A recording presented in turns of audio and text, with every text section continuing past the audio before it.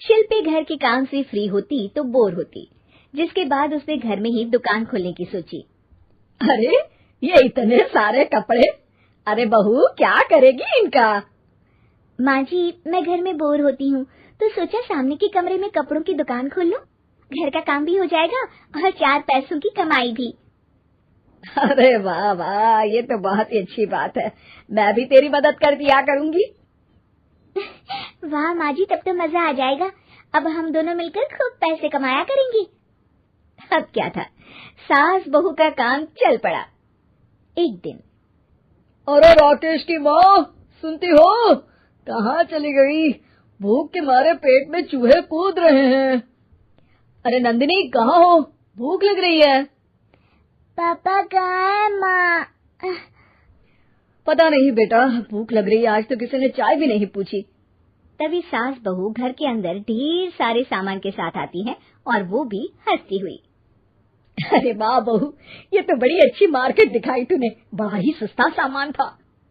हाँ माँ जी, और ये सामान हम डबल पैसों में बेचेंगे, मजा आ जाएगा। अरे बहू, भूख लग रही है, कुछ खाने को दे दे।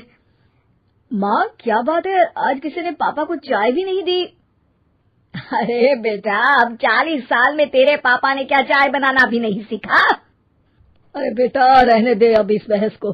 तुम लोगों ने वैसे बनाया क्या है? बहू परेशान हो जाती है और सास को अकेले में लेकर जाती है। माँ जी, आज तो हम लोगों ने खाना ही नहीं बनाया।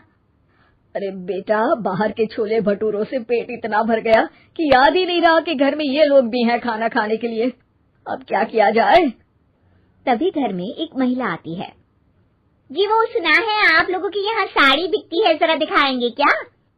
हाँ हाँ, क्यों नहीं। माँ जी, आप इन्हें साड़ी दिखाइए, मैं तब तक पिताजी और इनके लिए खाने का इंतजाम करती हूँ। सास उस औरत को लेकर सामने वाले कमरे में चली जाती है जहाँ उन लोगों ने दुकान खोली थी। वहीं बहू भी किचन में चली जाती है। अब इतनी जल्दी क्या बनाऊं?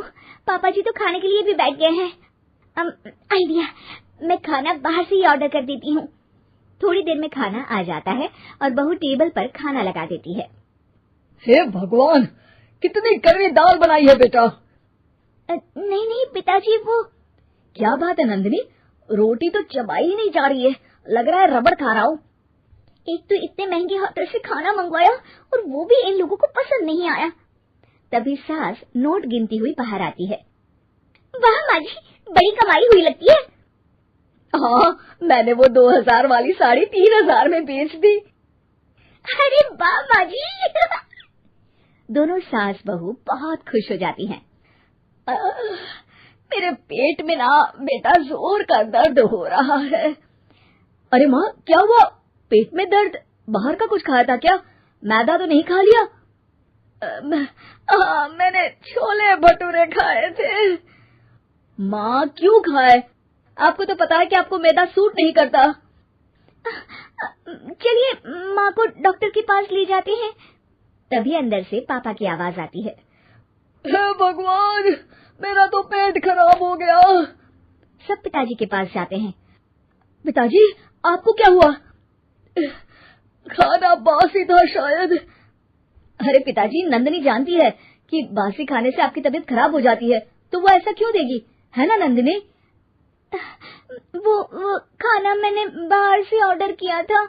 मैं और माँ दुकान का सामान लेने गए थे, इसलिए खाना नहीं बना पाए। क्या नंदिनी, दुकान के चक्कर में तुमने तो सारे घर का हाल बिगाड़ रखा है। चलो अब माँ और पापा को लेकर अस्पताल चलते हैं। अस्पताल में जाने पर डॉक्टर कहते हैं, हाँ, इन दोनों को तो एक दिन के लिए एडमिट करना पड़ेगा। क्या? क्यों? पेट ही तो खराब है ना। हाँ तो घर ले जाइए ना, अगर लग रहा है कि कोई बड़ी बात नहीं है और हम सिर्फ पैसा कमाने के लिए इन लोगों को एडमिट कर रहे हैं। नर्स, जरा इन लोगों को बिल तो दे देना। चलिए मैं आप लोगों को पैकेज समझा देती हूँ। जब बहू के हाथ में बिल आता है, हे भगवान, 60,000 रुपए! इतना तो मैंने कमाया भी ना था। अब समझ गई कि कमाई के चक्कर में घर के लोगों की सेहत के साथ मैं खिलवाड़ कर रही थी।